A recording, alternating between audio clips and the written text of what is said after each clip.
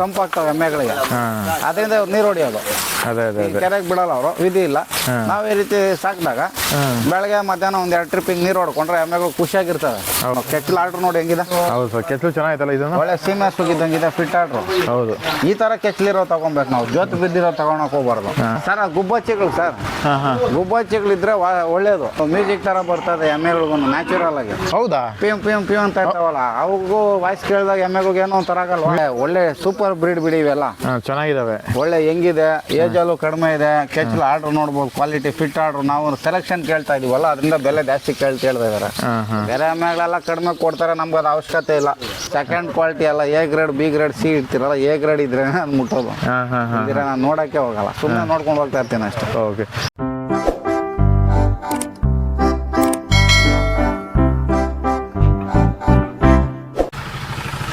Hello, नाखूनों पेड़ के नीचे पूरा दिन बांधे रखेंगे तो क्या दूध देगी? हेलो,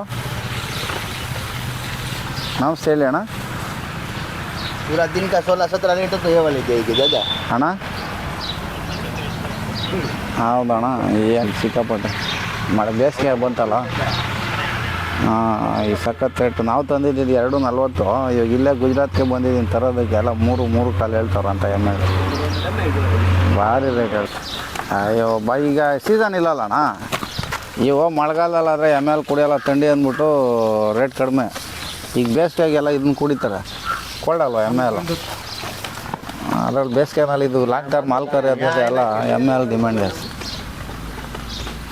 ನಾನು ಬಂದಿದ್ದೀನಿ, ಯಾರೋ ನಮ್ಮ ಸ್ನೇಹಿತರಿಗೆ ಒಂದು 7 ಎಮ್ಮೆ ಬೇಕು ಅಂತ ಬಂದ್ವಿ, ವಿಚಾರಿಸೋದು ಸಿಕ್ಕಾಪಟ್ಟೆ ರೇಟ್ ಹೇಳ್ತಾರೆ. ನೀವು ಒಂದು ವಿಡಿಯೋ ಕಾಲ್ ಮಾಡಿ ಇಲ್ಲೇ ಇದ್ದೀವಿ, ಬೇಕಾದ್ರೆ ನೋಡಿ ಅವ್ರು ಕೇಳಿ. 3 ಲಕ್ಷ ಹೇಳ್ತಾವ್ರು ಒಂದು ಎಮ್ಮೆನ, ಇಲ್ಲೇ ಇದ್ದೀನಿ, ಸುಸ್ತಾಗೋದು. ಇದು ಬೆಳಗ್ಗೆ 11, ಸಂಜೆ 10 ಲೀಟ್ರ್ ಗ್ಯಾರಂಟಿ ಅಂತ. 6 ಇನ್ನೊಂದು 10-15 ದಿನದಲ್ಲಿ ಕರು ಹಾಕತ್ತೆ ಒಳ್ಳೆ ಎಮ್ಮೆನ. ಎಮ್ಮೆ ಏನೋ ಜೋರಾಗಿದೆ, ಬಟ್ ಬೆಲೆ ಜಾಸ್ತಿ ಹೇಳ್ತಾವೆ. ಏನು ಮಾಡೋದು, 320 ಹೇಳ್ತಾ ಇದ್ದಾನೆ ಇಲ್ಲೇನೆ ಸ್ಪಾಟಲ್ಲೇ. ಹಾಲು 1 ದಿನ ಅಲ್ಲ 2 ದಿನ ಕರೆದು ನೋಡಿ ಗ್ಯಾರಂಟಿ ಅಂತ. ಎಮ್ಮೆ ಅಲ್ಲೆಲ್ಲ ತೋರಿಸ್ತಾನೆ. 1 ನಿಮಿಷ ಬನ್ನಿ. ಚೆನ್ನಾಗಿದೆ ಎಮ್ಮೆ ಒಟ್ಟಿನಲ್ಲಿ. ಸರ್ ಹೇಳಿ, ಏನು ರೇಟ್ ಇದೆ ಇದು? ಹಾಂ,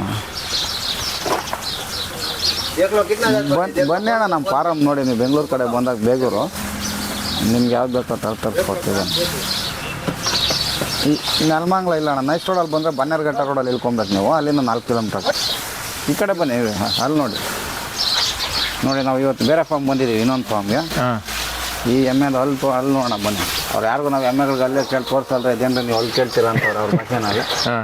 ಆದ್ರೆ ಇಲ್ಲಪ್ಪ, ನಾವು ಇಲ್ಲಿಂದ ಬೆಂಗಳೂರಿಗೆ ಕರ್ಕೊಂಡು ಹೋಗ್ಬೇಕು, ನಮ್ಮನ್ನು ನಂಬಿ ಇದು ಮಾಡ್ತಾರೆ, ನಾವು ಆ ರೀತಿ ಮಾಡೋಕ್ಕಾಗಲ್ಲ. कितना दांत है देख लो, ये 6 दांत, 8 दांत तक आ गया भैया. दादा 6 दांत है, अभी वो छोटा है वाला है देखो. 6 दांत बड़ी है.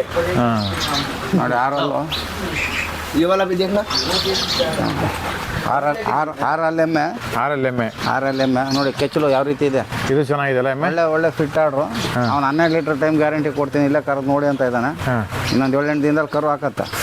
ಹಾಲು ಕರೆದು 2-3 ದಿನ ಬೇಕಾದ್ರೆ ಇಲ್ಲೇ ಇದು ನೋಡಿ ಗ್ಯಾರಂಟಿ ಕೊಡ್ತೀನಿ ಹಾಲ್ಗೆ. ಬೆಲೆ ಮಾತ್ರ 3.25 ಲಕ್ಷ ಕಡಿಮೆ ಇಲ್ಲ ಅಂತ ಇದ್ದಾನೆ. 3.25 ಲಕ್ಷ? ಹಾಂ, ನಾವು ತಗೊಂಡೋಗಿ 240 ಇತ್ತು, ನಾನು ತಗೊಂಡೋಗೋದು ಎಮ್ಮೆ. ಈಗ ಅನ್ಸೀಸನ್ನು ಏನಾಗಿದೆ, ಈಗ ಬೇಸಿಗೆ ಬಂತಲ್ಲಣ್ಣ, ಈಗ ಚಳಿಗಾಲದಿಂದ ಈಗ ಬೇಸಿಗೆ ಬಂದಮೇಲೆ ಎಮ್ಮೆ ಹಾಲು ಬಂದು ಕೋಲ್ಡು.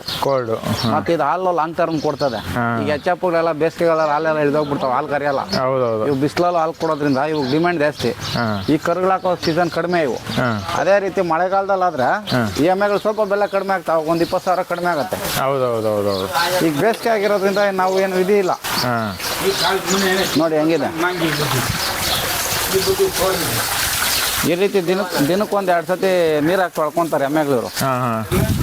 ಎಮ್ಮೆ ಯಾವತ್ತು ಕೆರೆನಲ್ಲಿ ನೀರಲ್ಲಿ ಒದ್ಲಾಡ್ತಾ ಇರ್ತಾವಲ್ಲ, ತಂಪಾಗ್ತಾವೆ ಎಮ್ಮೆಗಳಿಗೆ, ಅದರಿಂದ ನೀರು ಹೊಡಿಯೋದು. ಕೆರೆಗೆ ಬಿಡಲ್ಲ ಅವರು, ವಿಧಿ ಇಲ್ಲ. ನಾವು ಈ ರೀತಿ ಸಾಕಿದಾಗ ಬೆಳಗ್ಗೆ ಮಧ್ಯಾಹ್ನ ಒಂದ್ 2 ಟ್ರಿಪ್ ನೀರು ಹೊಡ್ಕೊಂಡ್ರೆ ಎಮ್ಮೆಗಳು ಖುಷಿಯಾಗಿರ್ತವೆ. ಅವಕ್ಕೂ ಮೈಕೈ ನೋವು ಇರಲ್ಲ, ನೀರು ಬಿದ್ದರೆ ತಣ್ಣೀರು. ನೋಡಿ ನೆಲದ ಕೊಟ್ಟಿಗೆ ನೋಡ್ಬೋದು ನಾವು. ಕೆಚ್ಚಲು ಆರ್ಡ್ರ್ ನೋಡಿ ಹೆಂಗಿದೆ. ಕೆಚ್ಚಲು ಚೆನ್ನಾಗಿತ್ತಲ್ಲ, ಇದು ಒಳ್ಳೆ ಸೀಮೆ ಸುಗಿದ್ದಂಗಿದೆ, ಫಿಟ್ ಆರ್ಡ್ರು. ಈ ಥರ ಕೆಚ್ಚಲಿರೋ ತಗೊಬೇಕು ನಾವು, ಜೊತೆ ಬಿದ್ದಿರೋ ತಗೊಳಕ್ ಹೋಗ್ಬಾರ್ದು. ನೋಡಿ ಎಷ್ಟು ಚೆನ್ನಾಗಿಟ್ಟಿದ್ದಾರೆ. ಒಳ್ಳೆ ಇನ್ನ ವಯಸ್ಸಲ್ಲಿ ಇನ್ನ ಹಾಂ ಹೆಂಗು ಆರಲ್ಲು ಅಂದ್ರೆ ಏನೊಂದು 4 ವರ್ಷ ಹಾಂ 4 ವರ್ಷ ಅಷ್ಟೇ ಇದೆ ಏಜು. ಒಂದು ಎಮ್ಮೆ 20 ವರ್ಷದ ತನಕ ಇರ್ತವೆ. ಹಾಂ ಮತ್ತೆ ನಾನು ಎಮ್ಮೆಗಳಿಗೆ ಹೇಳ್ತಾ ಇದ್ದೆ ಜೀರೋ ಮೇಂಟೆನೆನ್ಸ್ ಸಾರ್ ಅಂತ. ನೋಡಿ ಇಲ್ಲಿ ನೀವು ನೋಡಿ ಗುಜರಾತಲ್ಲಿ ಯಾವುದೇ ಕೊಟ್ಟಿಗೆಗೆ ಹೋಗಿ ಬೇರೆ ಗಾಡಿ ಕಟ್ಟಿದ್ದಾರೆ, ಕೆಳಗಡೆ ಬರೀ ಮಣ್ಣು ಅಷ್ಟೇ. ಹೌದು ಹೌದು. ಆ ಬಿದ್ದಿ ಸಗಣಿ ಎತ್ಕೊಂತಾರೆ. ಹಾಂ ಏನೊಂದು ಫ್ಯಾನ್ ಇಲ್ಲ ಏನಿಲ್ಲ. ಹೌದು.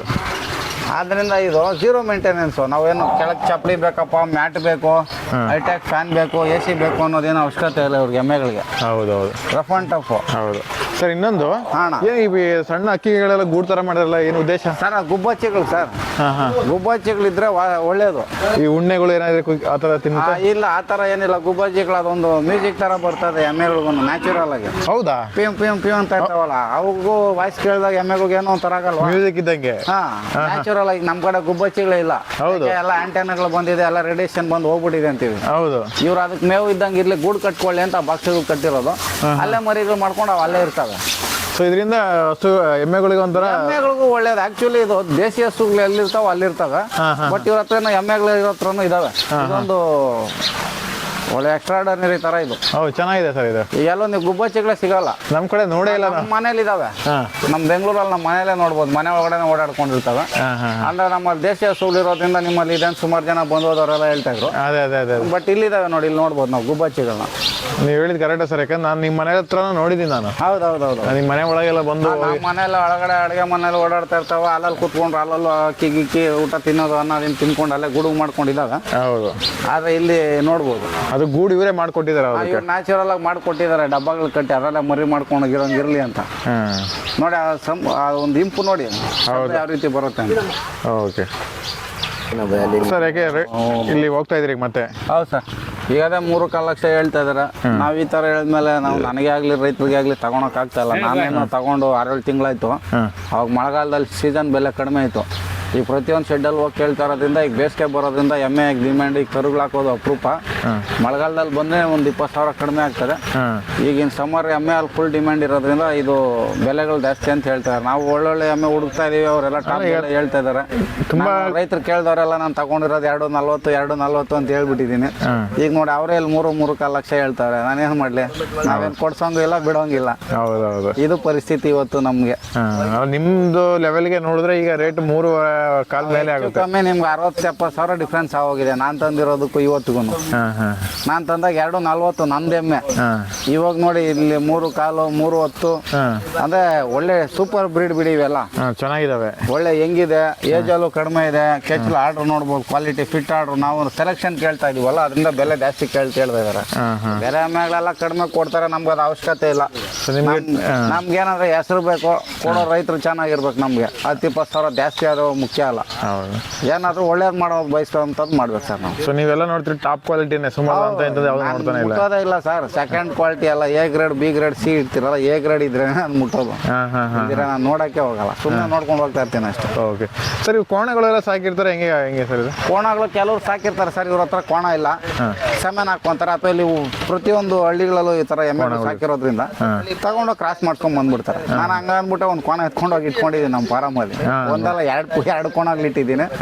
ಒಂದು ಕೋಣ ತಂದು 3 ವರ್ಷ ಆಯ್ತು. ಇನ್ನೊಂದು ಮನೆ ರೀಸೆಂಟ್ ಆಗಿ ತಂದೆ. ಪ್ಯೂರ್ ಬ್ರೀಡ್ ಅಂದ್ಬಿಟ್ಟು ಒಳ್ಳೆ ಹಾಲು, ಅದ್ರ ತಾಯಿದ ಮಿಲ್ಕ್ ರೆಕಾರ್ಡಿಂಗ್ ಇದೆ ಅಂತ ತಂದಿದ್ದೀನಿ. ಯಾಕಂದ್ರೆ ನಮ್ಮ ಸುತ್ತಮುತ್ತ ಇರೋ ರೈತ ಯಾರು ಸಾಕೊಂಡಿರೋರಿಗೆ ಕ್ರಾಸಿಂಗ್ ಆಗಲಿ ಅಂತ ತಗೊಂಡ್ಬಂದಿರೋ. ಓಕೆ.